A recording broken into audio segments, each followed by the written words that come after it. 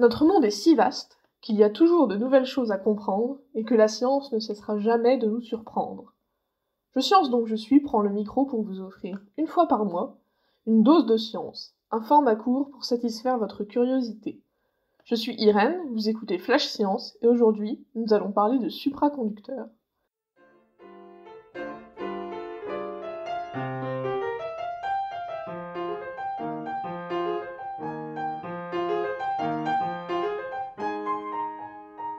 L'histoire commence en 1911.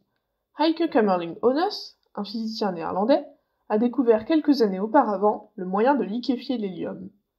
L'hélium liquide lui permet d'atteindre des températures très proches du zéro absolu, qui est la plus petite température possible, équivalente à moins 273,15 degrés Celsius. On peut aussi exprimer ces températures en Kelvin, le zéro absolu correspondant alors à 0 Kelvin. La température de l'hélium liquide est à peine quelques degrés au-dessus de ce zéro. Accompagné de plusieurs membres de son équipe, notre physicien s'est mis en tête de caractériser les propriétés des métaux à cette température extrêmement froide, notamment leurs propriétés électriques. Ce jour-là, il teste la résistance du mercure, c'est-à-dire sa capacité à s'opposer au passage d'un courant électrique. L'hypothèse de Kamerlingh-Onnes est la suivante. Si on refroidit le métal, les électrons devraient se figer et donc ne plus conduire le courant. Et là, surprise, en dessous de 4,2 Kelvin, il mesure une résistance nulle. Autrement dit, le courant électrique circule sans aucune contrainte dans le métal, ce qui va à l'encontre de l'hypothèse du physicien. L'équipe vient ainsi de constater, pour la première fois, la supraconductivité. Il est inutile de résister. Les supraconducteurs ont d'ailleurs deux propriétés. L'absence de résistance d'une part, mais aussi leur capacité à repousser un champ magnétique, qu'on nomme l'effet Meissner. C'est ce qui fait qu'un aimant placé au-dessus d'un matériau supraconducteur va l'éviter, il est repoussé par le matériau. Néanmoins, cela ne fonctionne que lorsque le champ magnétique est assez faible. De la même manière qu'il y a une température critique, il y a un champ magnétique critique, au-dessus duquel la supraconductivité est perdue. Au-delà de leurs propriétés fascinantes, les supraconducteurs ont déjà des applications aujourd'hui, comme les accélérateurs de particules ou encore l'imagerie par résonance magnétique, les IRM, où le champ magnétique utilisé pour l'imagerie est généré par un supraconducteur. Et leurs applications futures font rêver.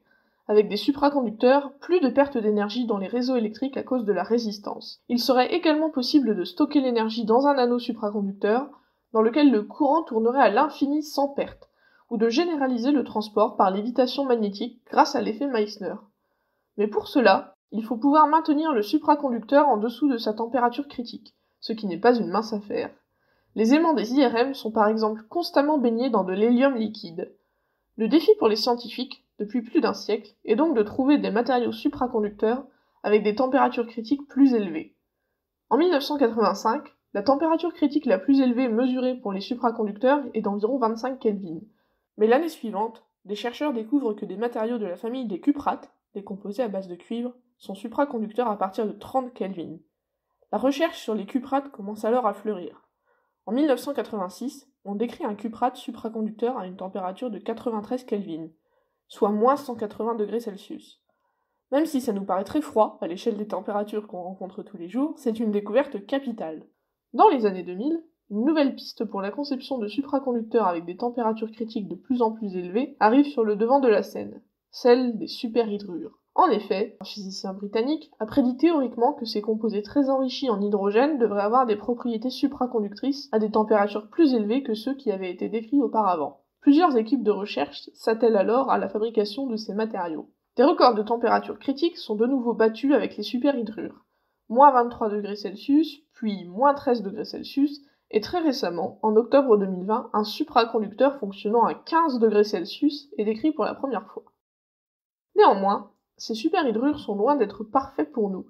S'ils ont permis d'augmenter les températures critiques connues de supraconductivité, ils ne fonctionnent pas à pression ambiante. Le matériau décrit comme supraconducteur à 15 degrés Celsius l'est sous une pression de 267 gigapascales, soit les 3/4 de la pression du manteau terrestre.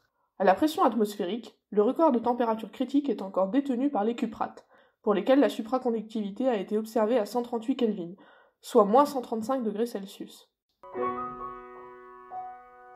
Vous l'aurez compris, la supraconductivité partout dans les réseaux électriques et le trajet du matin en métro lévitant, ce n'est pas pour demain.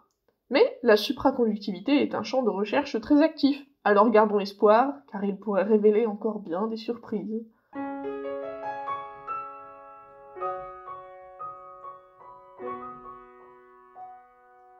Voilà, Flash Science, c'est fini pour ce mois-ci, mais nous vous retrouvons le 4 mai avec Leïla qui vous racontera l'évolution d'une technologie du quotidien.